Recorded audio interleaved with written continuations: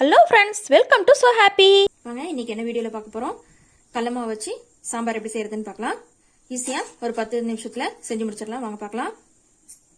முதல்ல அடுப்பு பற்ற வச்சுக்கோங்க. ஒரு வானிலை வச்சுருக்கேன்.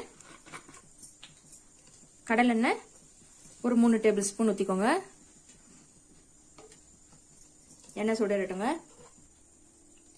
எண்ணெய் சூடு ஏறிட்டுச்சுங்க. கடுகு உளுத்தம்பருப்பெல்லாம் கலந்தது கடலைப்பருப்பு ஒரு 1/2 டேபிள் ஸ்பூன். கடுகு பொரிஞ்சு வரட்டுங்க. கடுகு நல்லா பொரிஞ்சு வந்துருச்சு. இப்போ 1/4 டீஸ்பூன் சீரகம்,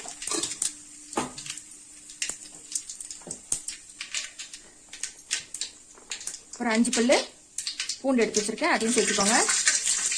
கூடவே வரமிளகா ஒரு 5-6 வரமிளகா எடுத்து வச்சிருக்கேன், அதையும் சேர்த்துக்கோங்க. லேசாக நல்லா வதக்கி விடுங்க. இப்போ நான் பெரிய வெங்காயம் ஒரு 2 பெரிய வெங்காயம் எடுத்து இந்த மாதிரி கொஞ்சம் மொத்தமாக கட் பண்ணி வச்சிருக்கேன், அதையும் சேர்த்துக்கலாம்.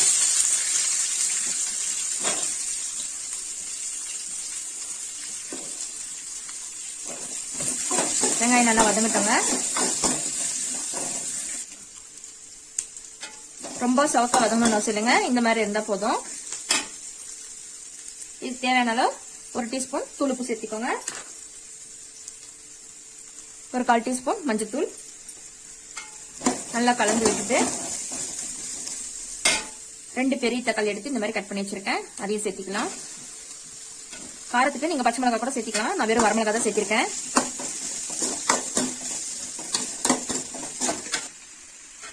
பாருங்க, இந்த அளவுக்கு வதங்கட்டும். இது வதங்குறதுக்குள்ள நம்ம மாவு கரைச்சிக்கலாம். கடலை மாவு நான் ஒரு 5 டேபிள் ஸ்பூன் எடுத்திருக்கேன். கடலை மாவு உங்களுக்கு எவ்வளவு வேணுமோ அதுக்கு தகுந்த மாதிரி நீங்க சேர்த்துக்கோங்க. இதுல தண்ணி கொஞ்சம் சேர்த்துக்கலாம்.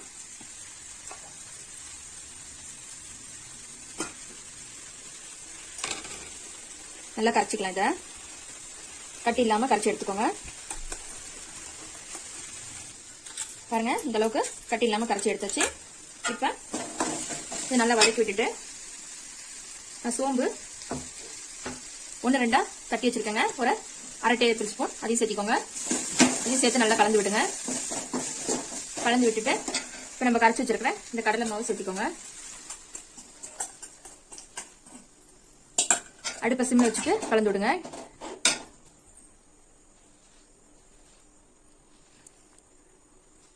இன்னும் 2 கப்பு தண்ணி சேர்த்திக்கோங்க.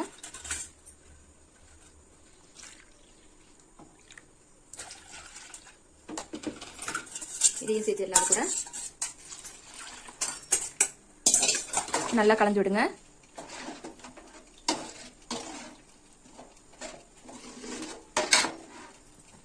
இஞ்சி எடுத்து வச்சிருக்கோம் பாத்தீங்களா, அதை இப்ப கடைசியா தூவி விட்டுக்கோங்க. கருவேப்பிலையும் 2 போட்டுக்கோங்க. நல்லா கலந்து விடுங்க. கொதி வரட்டும். கிண்டி விட்டுக்கிட்டே இருங்க, அடி பிடிக்காம கெட்டியா வர வரைக்கும். உங்களுக்கு தேவைன்னா கொஞ்சம் தண்ணி இன்னும் கொஞ்சம் கூட சேர்த்திக்கலாம்.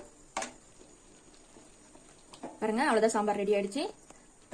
உப்பு பத்தலைன்னா மறுபடியும் சேர்த்திக்கோங்க. நான் இன்னும் கொஞ்சம் சேர்த்திட்டேன். அவ்வளவுதாங்க, அடுப்பு ஆஃப் பண்ணிடலாம். லாஸ்டா அடுப்பு ஆஃப் பண்ணிட்டு எடுத்து வச்சிருக்கிற கொஞ்சம் கொத்தமல்லியும் தூவி விட்டுருங்க. கூடவே இந்த 2 கருவேப்பிலையும் கடைசியா சேர்த்திக்கோங்க. நல்லா கலந்து விட்டுருங்க.